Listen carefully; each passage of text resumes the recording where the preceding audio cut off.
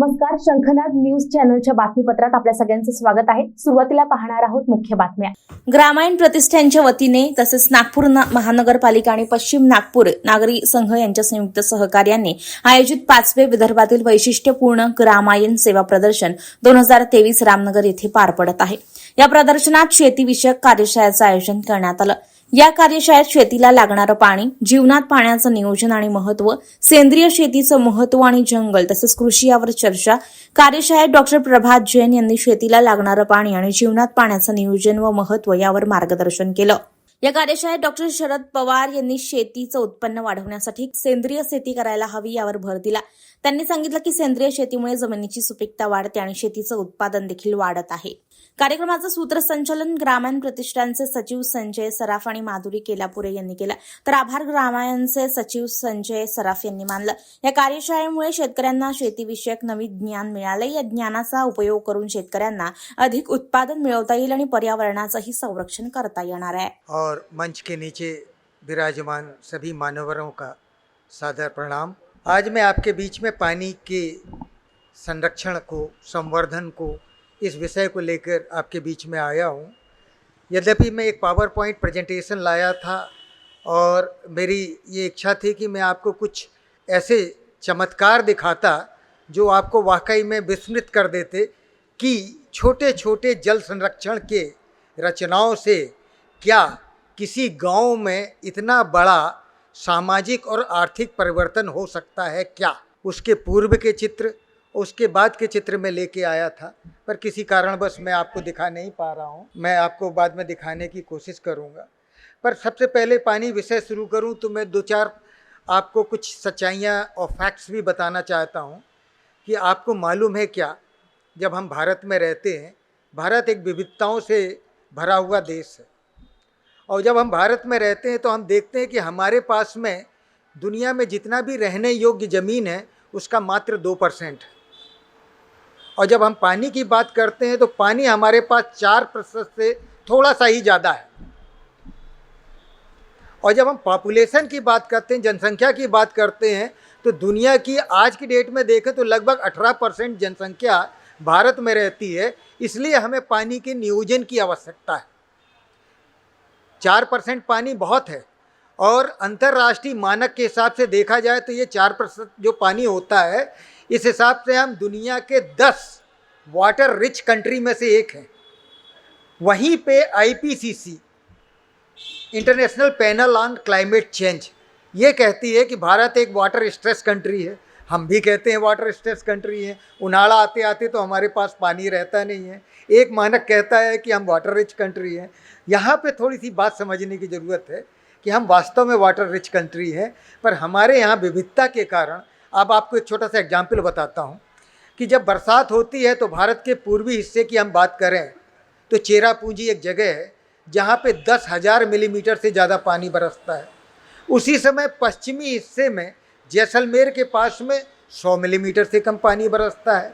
अगर हम नॉर्थ में देखें तो हमारी गंगा, यमुना, ब्रह्मपुत्रा जो रिवर खोरे हैं, इन खोरों में इतना पानी है कि हम पूरे भारत का पानी पुरा सकते हैं।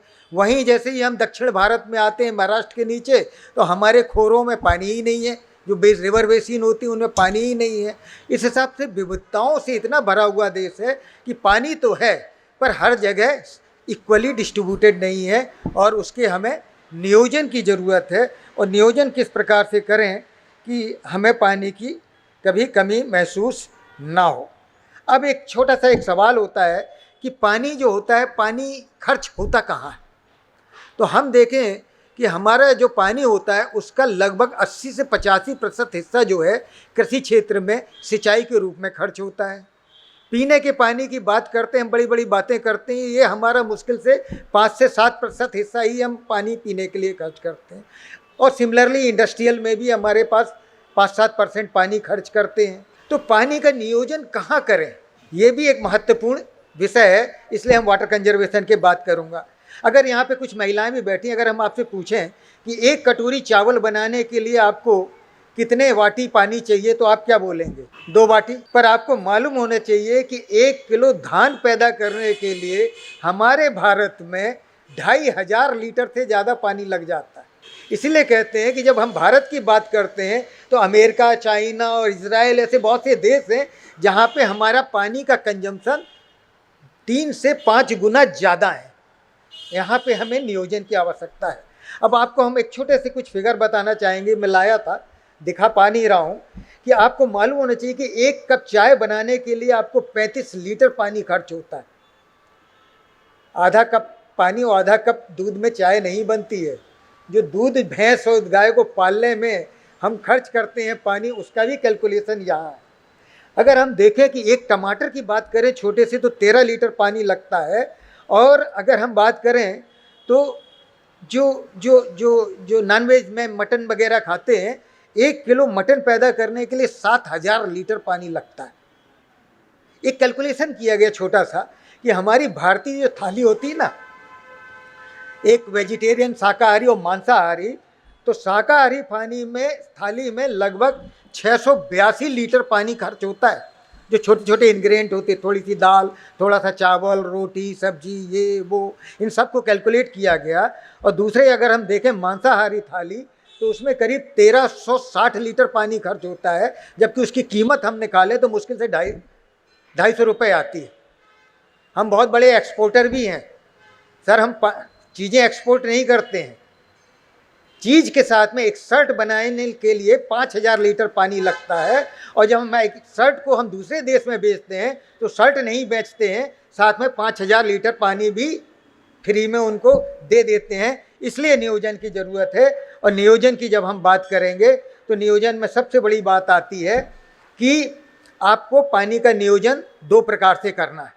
एक तो डिमांड साइड और दूसरा सप्लाई साइड इंटरवेंशन करके। उसके पहले एक छोटी सी और बात करना चाह रहा था, विविधताओं से बड़ी, जब हम विविधताओं की बात कर रहे थे, मैं थोड़ा सा स्लाइड नहीं दिखा पा रहा हूँ, कि जब हम वहाँ बात करते हैं भारत में कभी भी अतिवृष्टि होने दो, बोलते हैं ना इस साल बहुत ज़्यादा पानी गिरा, कभी कम वृष्टि होने दो, हम बोलते हैं सूखा पड़ा, इस साल पानी गिरा। दोनों परिस्थितियों में भारत के 13% हिस्से में सूखा पड़ता है और दोनों परिस्थितियों में 18% हिस्से में बाढ़ आती है। हर साल बाढ़ आएगी, चाहे पानी कम बरसे। आप देखिए वो उत्तर प्रदेश में हो, बिहार में हो, असम में बाढ़ आती है। उत्तर प्रदेश बिहार में नहीं, हमारे यहाँ भी बाढ़ आ जाती है, जबकि पानी का पहुँच का ओवरऑल प्रमाण कम है, फिर भी एक छोटे से पॉकेट में बाढ़ आती है और एक छोटे से पॉकेट में सूखा भी पड़ता है। तो जब हम डिमांड साइड और सप्लाई साइड इंटरवेंशन की बात करते हैं, यहाँ पे जल संवर्धन और जल संरक्षण 2 बात करते हैं। सप्लाई साइड इंटरवेंशन की जब बात करते हैं तो हमारी जो सप्लाई है, जो हमारे कुएं से, ग्राउंड वाटर से या बड़े बड़े बांधों से पानी आ रहा है, कैनाल से पानी आ रहा है, इसको कैसे आगुमेंट करें। तो हम यहाँ ग्राउंड वाटर की बात करेंगे। तो ग्राउंड वाटर को आगुमेंट करने के लिए आपने सुना होगा कि छोटे छोटे बंधारे बनाते हैं। हम इन बंधारों के बारे में ज़्यादा बात नहीं करेंगे, पर गांव में जाइए तो छोटे बंधारे बनते हैं। बंधारे बहुत प्रकार के भी होते हैं, सीमेंट के भी होते हैं, अर्दन भी होते हैं, गैबियन भी होते हैं। आजकल एक बनराई बंधारा भी होता है। हम कंटिन्यूअस कंटूर ट्रेंचिंग भी करते हैं पहाड़ों पे। ऐसे बहुत छोटे छोटे से काम करते हैं।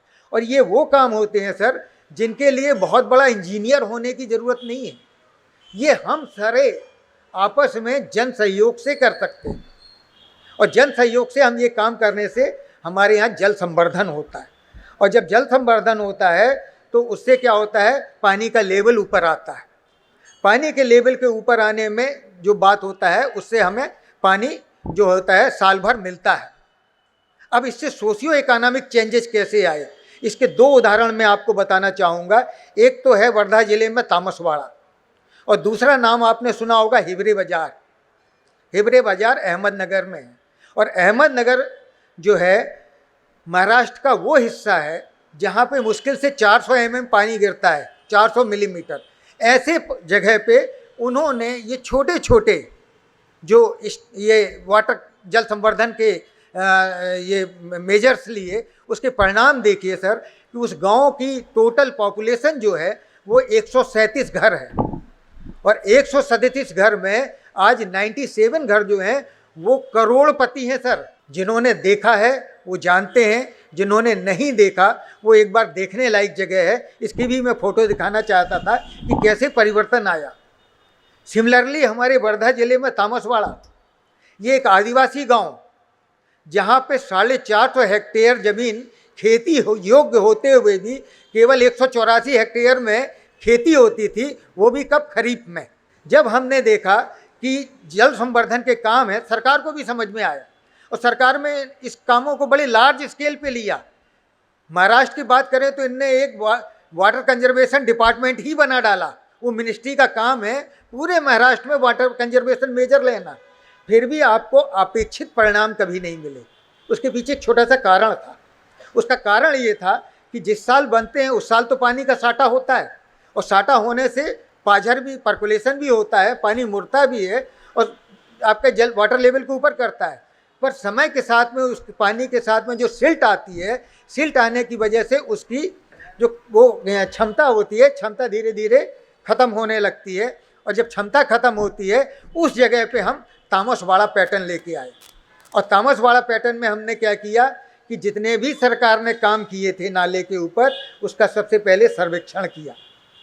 सर्वेक्षण करने के बाद में उन्होंने जितने भी स्ट्रक्चर बनाए थे, बंधारे छोटे छोटे, उनमें जो भी रिपेयर थे उनके रिपेयर किए। उसके बाद में डिसिल्टेशन किया। डिसिल्टेशन के बाद भी हमने देखा कि वो नाले में पर्याप्त साटा नहीं हो रहा था, पानी का पर्याप्त साटा नहीं हो रहा था। तो हमने क्या किया, उस नाले का रुंदीकरण और खोलीकरण किया।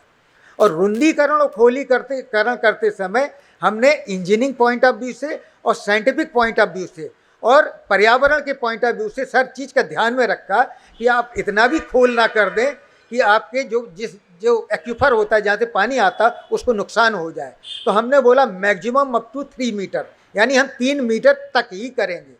3 मीटर का मतलब 3 मीटर नहीं है। अगर पानी लग गया तो हम बंद कर देंगे, अगर रेती निकल गई तो हम बंद कर देंगे, अगर पत्थर निकल गया तो हम 3 मीटर तक नहीं जाएंगे, अन्यथा 3 मीटर तक करेंगे। इसके परिणाम बड़े अच्छे आए। परिणाम एक छोटा सा, मैं अभी टाइम कम है तो मैं केवल आपको यहाँ का बताना चाहता हूँ, तामसवाड़ा का। मैं हेवरे बाज़ार की बात नहीं करूँगा अभी। तामसवाड़ा में आपके जो चेंजेज आए वो मैं आपको बताना चाहूँगा कि तामसवाड़ा में 2011 में हम प्रोजेक्ट लेके आए और 2018 में हमने जब असेसमेंट किया तो आपको विश्वास नहीं होगा, 5 सालों में जो खेती योग्य ज़मीन थी 184 हेक्टेयर से बढ़ के 350 हेक्टेयर पहुँच गई। इतने में खेती होने लगी। रबी की फसल बिल्कुल नहीं होती थी। जब खरीफ में ही 184 कर रहे थे, रबी भी वहाँ पे 15 हेक्टेयर होने लगी। सर वहाँ पे केवल एक ही किसान 4 हेक्टेयर में गन्ना लेता था, आज 16 हेक्टेयर में गन्ना ले रहे हैं। गन्ने को सबसे ज़्यादा पानी लगता है। आज वहाँ पे ग्राउंडनट्स यानी सेंगदाना और भाजीपाला, ये भी 16 हेक्टेयर में पैदा हो रहा है। आज वहाँ पे करीब 6 हेक्टेयर में आपका आंवले भी पैदा हो रहे हैं। इसके साथ में आप देखिए कि वहाँ पे एक ऐसी 24 हेक्टेयर की ज़मीन थी जो बरसात में पानी आ जाता था और डूब जाती थी।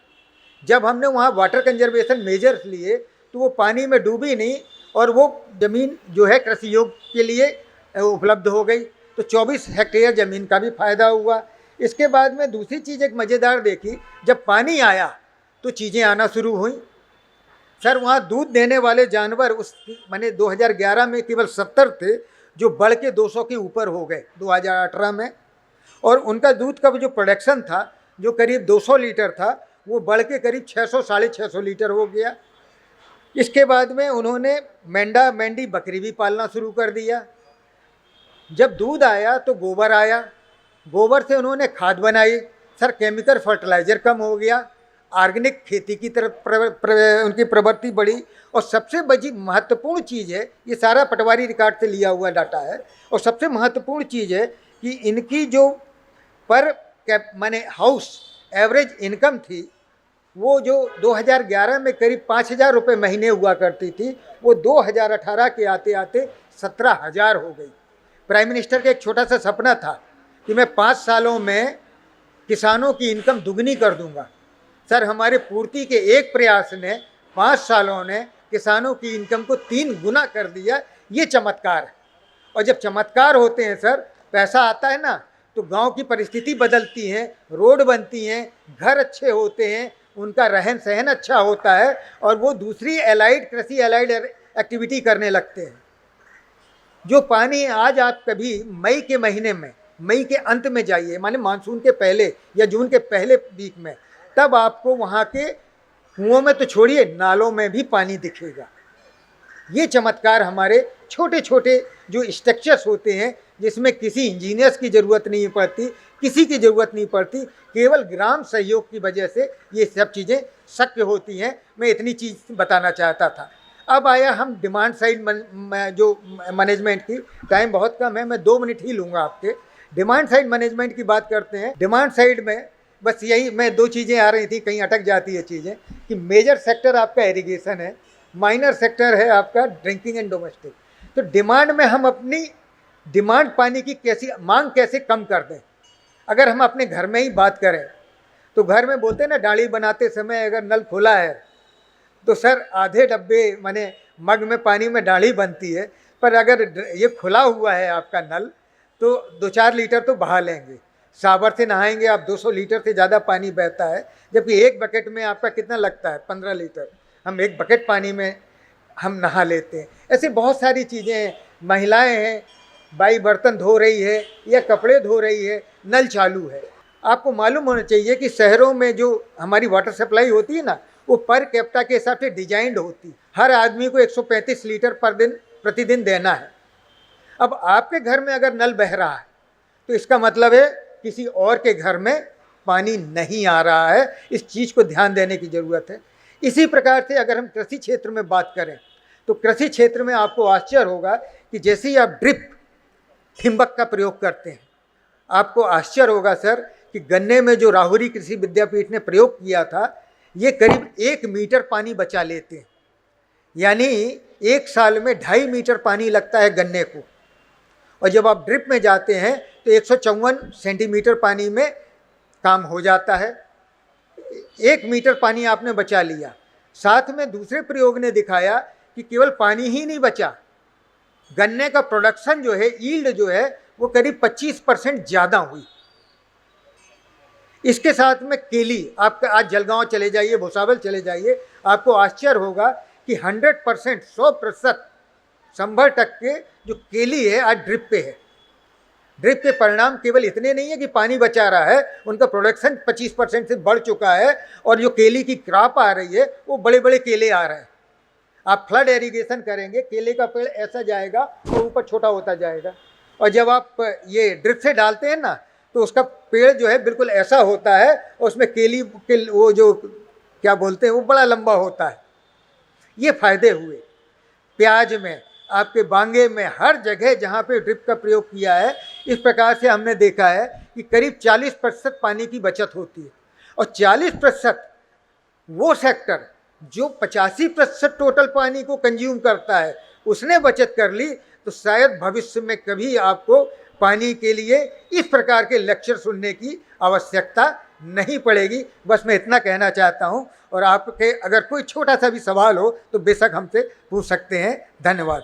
डॉक्टर जैननी तुम्हाला सांगितलं होतं की पाण्याचं महत्त्व सांगितलं त्यानं, आणि त्या पाण्याच्या महत्त्वाबद्दल मला बोलायचं झालं तर 60% of the area is dryland area in India, आणि शेती, पाण्याशिवाय शेती होत नाही हे सत्य आहे। आणि जवळजवळ या सगळ्या कारणामुळे लोकांचा कल वाढलेला आहे, हाय इंटेन्सिव्ह इरिगेशन आणि इनपुट्स ऑफ, मला सॉरी माझं मराठी जरा अर्धकच्चंच आहे, पण मी प्रयत्न करतो मराठीत बोलायचा। आणि त्याच्यामध्ये विदर्भाचा विचार केला तर दर 1 दिवसाला 1 आत्महत्या होत आहे। कारण काय त्याचं सर? अमाप खर्च होऊन राहिलेला आहे आणि लोक त्रासून गेलेले आहेत।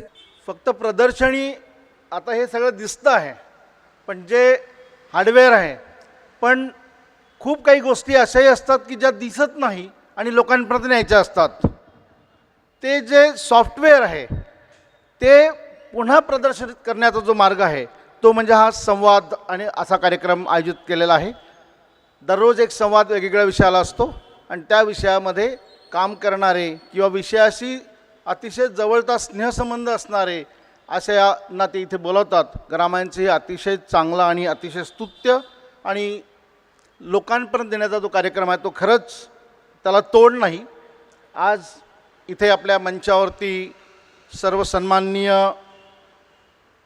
माननीय दामदार सर, आत्ता आपण जलाच्या संदर्भात ऐकलं आमचे मित्र डॉक्टर जैन साहब, डॉक्टर पवारजी, ग्रामायणचे सचिव संजयजी आणि केळापुरे मॅडम, तसंच समोर असलेलं आपण सर्व ग्रामायणी निसर्गप्रेमी. संजयजींनी सांगितलेला विषय मला जंगल आणि कृषी असं बोलायचं. याच्यापूर्वी आपण आत्ता बोलून गेलो जल. आपल्याला माहिती आहे जल है तो कल है, जल ही जीवन आहे, हे आपण ऐकत असतो. जल जीवन मिशन सरकारने योजना ठेवलेली आहे. या सर्व याच्यामध्ये हा जो जल म्हणजे पाणी आहे, हे जर खरंच टिकवायचं असेल आणि पुन्हा निरंतर ठेवायचं असेल तर ज्या मुख्य गोष्टीची गरज आहे ते आहे जंगल. जंगल नदी की माँ है. जंगल नसेल तर पाणी दिसणार नाही, आणि मग जंगल असेल तर पाणीच असेल तर जंगल कुठे वाढतं? जमिनीवर वाढतं. म्हणून जमिनीची गरज आहे. मग ही जमीन कशी असावी? तर जमिनीवरती कृषी पण होतं, शेती पण होते. मग ही शेती व्हायची असेल आणि ती खरंच सजीव शेती असेल, ती संजीवन शेती असेल, तर जमीन ही खरंच शुद्ध असावी, निरामय असावी. आणि ती आज आहे का? डॉक्टर पवारसाहेब बोलून गेले म्हणून त्याच्यात खूप जाणार नाही, पण ती जमीन जर चांगली करायची असेल तर जंगल असणं आवश्यक आहे. मला असं वाटतं की जंगल टिकलं तरच शेती टिकेल. आज आम्ही शेतीमध्ये उत्पादन व्हायला पाहिजे म्हणून वेगवेगळ्या पद्धतीने प्रयोग करतो. त्याला कधी कोणी आधुनिक शेती म्हणतात, कधी कोणी त्याला फायद्याची शेती म्हणतात, कधी कोणी त्याला कॅश क्रॉपनी काय काय लवकर करता येईल इन्स्टंट शेती म्हणतात. पण हे सर्व शेती जी आहे ती टेम्पररी आहे, कारण कुठलीही इन्स्टंट मॅटर, इन्स्टंट जे काही गोष्ट असते ती परमनंट कधीच नसते. म्हणून जर परमनंट एखादी गोष्ट हवी असेल तर आपल्याला त्याच्यामध्ये निरंतर काम करावं लागेल. Slow and steady win the race, तसं आपल्याला स्लो अँड स्टडी जावं लागेल. आणि तो मार्ग जो आहे तो निसर्गाचा आहे, नैसर्गिक शेतीचा आहे, ऑर्गॅनिक फार्मिंगचा आहे. आणि मग त्याच्यामध्ये आपल्याला काय करता येतं, जबाबदारी घ्यावी लागेल. आणि मग तिथे हळूहळू सर्व वन्यजीव तुम्हाला सहजपणे बघायला मिळेल. कितीतरी पक्षी मिळतात. तिथल्या खापरीच्या आणि डवा ग्रामपंचायतच्या सदस्य रूपाताई दिलीप मंगाम त्या इथे आलेले आहेत. यांचंही खापरी गावामध्ये प्रामुख्याने महिला बचत गट, अंगणवाडीच्या संदर्भात चांगलं काम आहे. त्यांचंही मी इथे स्वागत करतो. तर हे होतं आजचं बातमीपत्र. पुन्हा भेटूयात पुढच्या बातमीपत्रात. नमस्कार. गहनों से ऐसे सजे सजाए, सबसे आकर्षक मुझे बनाए, रेणुका ज्वेलर्स के गहने ऐसे सबके दिलों को जीत जाए. रेणुका ज्वेलर्स.